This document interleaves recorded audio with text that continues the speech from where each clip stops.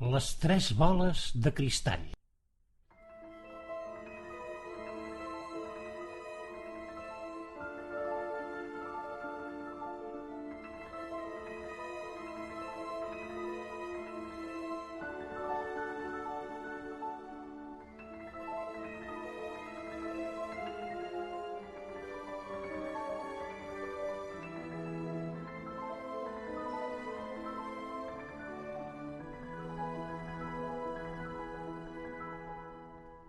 Vet aquí que una vegada, en un bosquet d'alzines vora el mar, hi havia una caseta on hi vivien la neneta, en Nut i la Nevi, tres nans remenuts i força eixerits.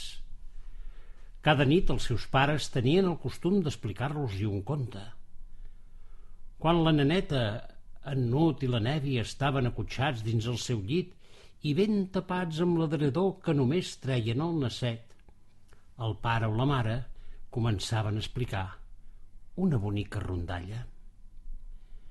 Aquella nit, la mare els hi havia explicat una vella llegenda de l'indret i que explica que dins la cova que hi ha a l'altra banda del bosc hi viu el gegant de la neu que, com cada hivern, en despertar-se, escampa les seves lleganyes de neu i ho emblanquina tot. La neneta i en Nut s'havien espantat una mica amb aquest conte. No pas així la Nevi, que d'un temps ençà havia arribat a la conclusió que tot el que explicaven els contes era mentida. Per això havia decidit que aquella mateixa nit aniria a la cova a l'altre costat del bosc per comprovar si veritablement existia el gegant de la neu. La neneta i en Nut van fer mans i mànigues per convèncer la seva germana que no hi anés, però tot va ser endebades. Ben al contrari, va ser la Nevi qui va convèncer els seus germans que l'acompanyessin, prometent-los una aventura molt més emocionant que la que expliquen els contes dels seus pares. Així és que ben entrada la nit, quan els pares dormien, els tres germans es posaren el seu abric d'hivern i es disposaren a marxar. De cop i volta, però, una veu molt ronca els va aturar. Quin ensurt va tenir en Nut en veure aparèixer de sota del seu llit una mena d'homenet tot rabassut i rodanxó. Sabeu qui era? Doncs el vigilant dels sons. Perquè heu de saber que tots tenim un vigilant dels sons. Hi ha vigilants dels sons que es fiquen per entre els llençols, d'altres dins la coixinera o darrere el capçal del llit o penjats d'un llum. Aquest, però, preferia amagar-se sota el llit. Els advertiments del vigilant del son no van servir de res. Tant els hi feia que els parlés dels perills dels camins gelats o dels llauts. La Nevi estava decidida a marxar i els seus germans, per no deixar-la sola, també li feien costat. El vigilant dels sons, aleshores, va agafar tres boles de cristall que guarnien l'arbre de Nadal i els hi va donar, tot dient-los que aquelles boletes tenien certs poders. La primera concedia un desig, la segona podia convertir-se en un meravellós regal i la tercera era el camí. Solament els caldria pronunciar les paraules «Boleta, boleta, fes màgia de presseta» i a l'instant elles farien el que els hi havia encomanat. Cada un dels germans prengué una boleta i sortiren de casa, tot decidits a creuar el bosc i arribar a la cova de l'altre costat. Bé, tots tres no ho estaven de decidits, només la Nevi ho estava. La neneta i en Nut seguia la seva germana amb més poc coratge. La llum de les seves llanternes els obria pas per entre les branques atapeïdes de neu del bosc d'alzines. I una bona estona més tard ja havien aconseguit travessar l'altra banda i es trobaven ben bé davant la cova on hi vivia, segons el vell conte de l'indret, el gegant de la neu. La Nevi va ser la primera en entrar. Al seu darrere, la neneta i en Nut, que feia repicar les seves dents més per la por que pel fred. Un cop a dins, un gros terrabastall que ben bé semblava la veu del gegant els va aturar. Aquests bràmols semblaven dir: «Qui gosa entrar a casa meva?» Però la Nevi, lluny d'atemorir-se, cridava més i més fort, tot preguntant-li si era cert que allí dins hi vivia el gegant de la neu. De cop i volta, un nou terrabastall va fer llançar un crit d'esglai als tres germans i abans que poguessin fugir, una gran bola de neu els va caure al damunt deixant-los ben colgats. Per sort, la neneta va tenir l'encert d'obrir el seu paraigua de manera que, dins el munt de neu on hi havien quedat atrapats, va quedar un petit receptacle que els permetia de moure's. En Nut no feia més que plorar i voler sortir d'aquell forat. Aleshores se'n van recordar de la boleta de cristall que tenia a la butxaca. La va agafar amb les dues mans i, tot desitjant que aquella neu es fongués, va pronunciar les paraules que li havia dit el vigilant dels sons. «Boleta, boleta, fes màgia de presseta!» Però el desig no s'acomplia. La neneta va tenir la pensada que si no ho desitjaven tots tres alhora, l'encanteri no tindria efecte.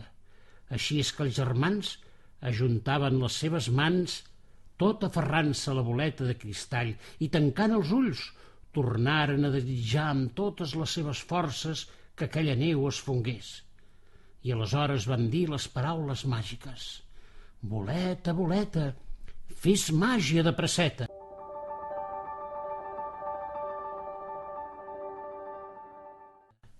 Què me'n direu? Tot d'una la neu es va començar a fondre i va esdevenir un gran rierol que lliscava de dins la cova fins al mar. El que no havien pensat els tres germans era que aquella neu convertida en aigua els arrossegaria sense massa contemplacions fins a l'oceà. La Nevi feia mans i mànigues per agafar els seus germans mentre aquests cridaven i demanaven auxili. Prop d'aquell indret, un pescador feinejava llançant i recollint la seva xarxa. La pesca no era massa bona, però aquell dia, vet aquí, que en una d'aquelles amullades de xarxa va replegar els tres germans. Podeu comptar que content estava el pescador amb aquella pesca tan extraordinària. Mai no havia vist peixos semblants. La Nevi s'escarrassava tot dient-li que no eren peixos, però el pescador no s'avenia raons. Deia que al cel hi viuen les aus, a la terra els homes i al mar els peixos. I com que ell els havia trobat al mar, no tenia cap mena de dubte que els tres germans eren tres peixos molt exòtics. I més content que un gínjol, va bogar amb la seva barqueta fins a port, convençut que al mercat algú li pagaria un bon preu per aquella pesca tan extraordinària. El mercat del poble era un d'aquells mercats plens de parades multicolors. Tant hi podies trobar una roba per fer un vestit com una gallina ponedora. Madona Matilde i la seva filla Rosalba passejaven com cada dia de mercat, tafanejant les parades i regatejant el preu de totes les andròmines que els atreien. No és, doncs, d'estranyar que aquella pesca tan especial del pescador les captivés de seguida, especialment a Rosalba, que es delia per tenir la cosa més bonica del mercat. Madona Matilde i el pescador van regatejar com era de costum, però a la fi es van avenir a preu i tancaren el tracte. La Nevi va aprofitar que Rosalba s'havia acostat a la xarxa per demanar-li que els deixés sortir.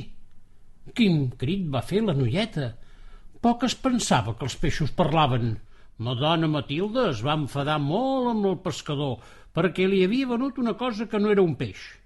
Però en Pau, que així es deia el pescaire, va assegurar-li que a la seva parada només hi venia peix i que quan algú s'hi acostava era perquè volia comprar peix, com Madona Matilde.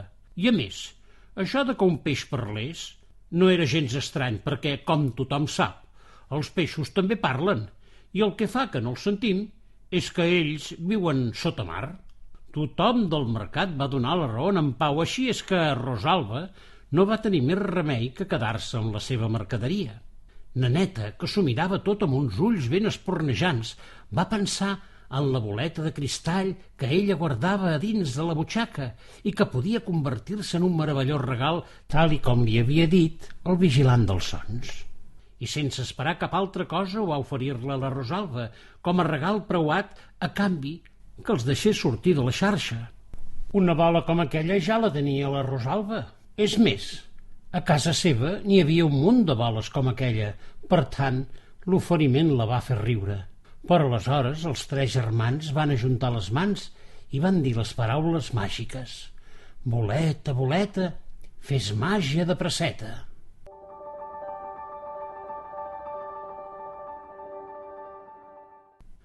No sé ben bé com va anar la cosa, però de cop i volta Rosalba va creure que aquella boleta de cristall que li oferia la neneta era l'obsequi més meravellós del món. I com no, va acceptar el tracte i alliberar els 3 germans. Després va marxar molt satisfeta cap a casa, parant molt de compte que no li caigués aquella meravellosa boleta que, per cert, era ben igual a les 300 que guarnien l'arbre de Nadal de casa seva.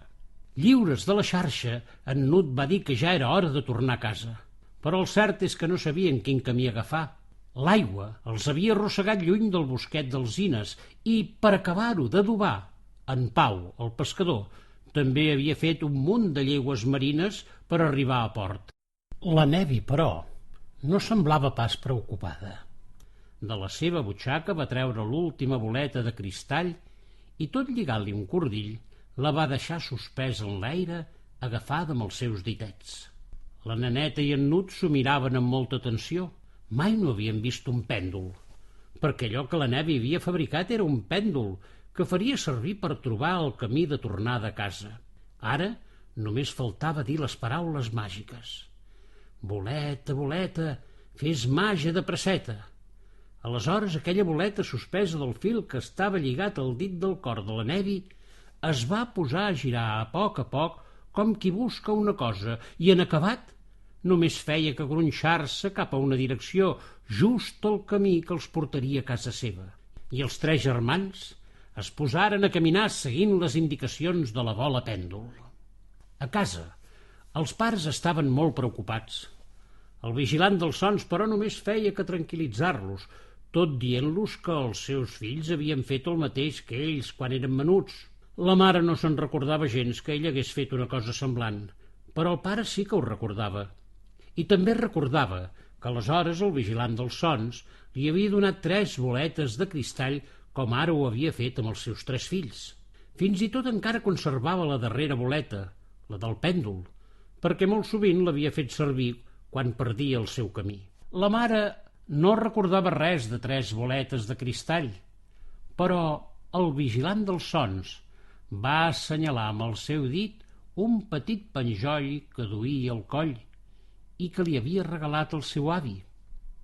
Ella mai no havia advertit, així a primer cop d'ull, que aquell petit penjoll tenia tota la pinta de ser un bonic pèndol.